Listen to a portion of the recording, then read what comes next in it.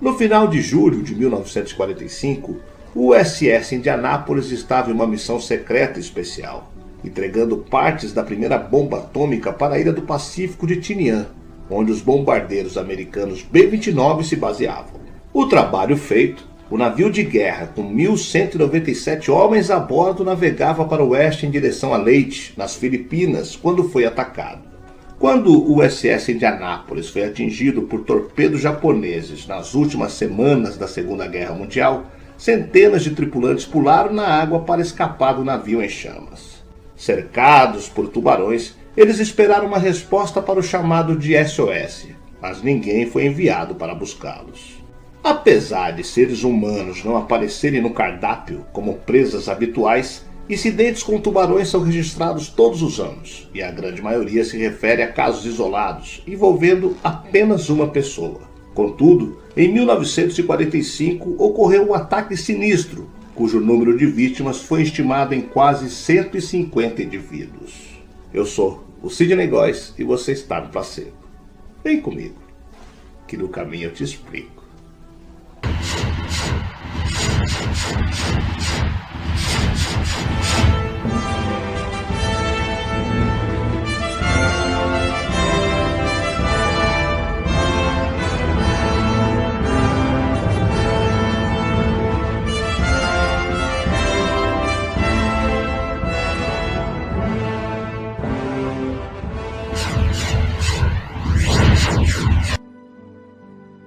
Para aqueles que assistiram o Titanic, o naufrágio pode parecer bastante desesperador, uma vez que as pessoas ficam à deriva, esperando por resgate em águas congelantes. O pânico, no entanto, não se compara com o que a tripulação do USS Indianápolis sentiu em 1945. A Segunda Guerra Mundial já estava quase acabando e muitos soldados suspiravam de alívio. Guiado pelo capitão Charles B. McWay III, o USS Indianápolis não teve tanta sorte. Foi incumbido de transportar 2 cargas de urânio para o projeto Manhattan. Os carregamentos eram ultra secretos e poucos do navio sabiam do que se tratava. Quando o USS Indianápolis foi atingido por torpedos japoneses nas últimas semanas da Segunda Guerra Mundial, centenas de tripulantes pularam na água para escapar do navio em chamas. Cercados por tubarões, eles esperaram uma resposta para o chamado de SOS, mas ninguém foi enviado para buscá-los. O USS Indianápolis estava em uma missão secreta especial, entregando partes da primeira bomba atômica para a ilha do Pacífico de Tinian, onde os bombardeiros americanos B-29 se baseavam. O trabalho feito, o navio de guerra com 1.197 homens a bordo navegava para o oeste em direção a Leyte, nas Filipinas, quando foi atacado. O primeiro torpedo atingiu, sem aviso prévio, logo após a meia-noite de 30 de julho de 1945. O segundo torpedo disparado do submarino japonês quase rasgou o navio pela metade. À medida que os incêndios se espalhavam abaixo, o enorme navio começou a se inclinar para um dos bordos. Veio a ordem de abandonar o navio. 12 minutos depois, o navio de 610 pés, 186 metros de comprimento, que são quase 2 campos de futebol, acabou de girar e foi para baixo, afundando. O Indianápolis não tinha sonar para detectar submarinos. O capitão Charles McWay pediu uma escolta, mas o pedido foi recusado. A Marinha dos Estados Unidos também não conseguiu transmitir informações de que os submarinos japoneses ainda estavam ativos na área. O Indianápolis estava sozinho no Oceano Pacífico quando afundou.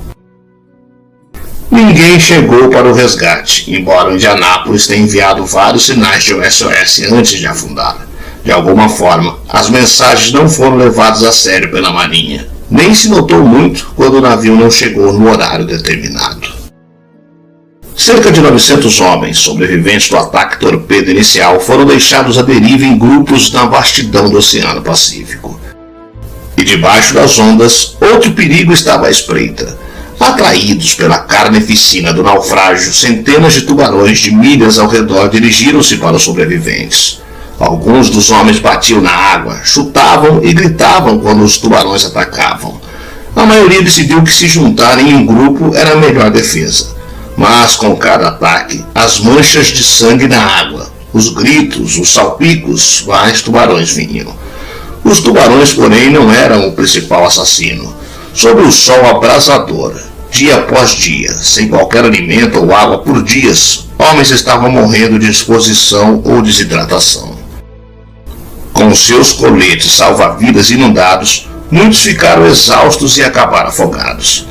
Lutando para ficar vivos, desesperados por água doce, aterrorizados pelos tubarões, alguns sobreviventes começaram a se tornar delirantes.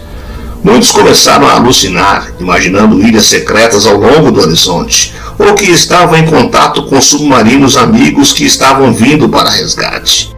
Alguns marinheiros acreditavam que o Indianápolis não tinha afundado, mas estava flutuando dentro do alcance logo abaixo da superfície. Então, por acaso, no quarto dia, um avião da marinha que voava sobre a região descobriu alguns homens na água. Inicialmente, eles pensavam que os aviões não os tinham visto. Então, logo antes do pôr do sol, um grande hidroavião apareceu de repente, mudou de direção e voou sobre o grupo. Os navios da marinha seguiram para o local e começaram a procurar os grupos de marinheiros espalhados pelo oceano. De uma tripulação de quase 1.200, apenas 317 marinheiros sobreviveram. À procura de um bode expiatório, a Marinha dos Estados Unidos colocou a responsabilidade pelo desastre no capitão McWay, que estava entre os poucos que conseguiram sobreviver. Durante anos, ele recebeu correspondências de ódio, e em 1968 ele tirou a sua própria vida.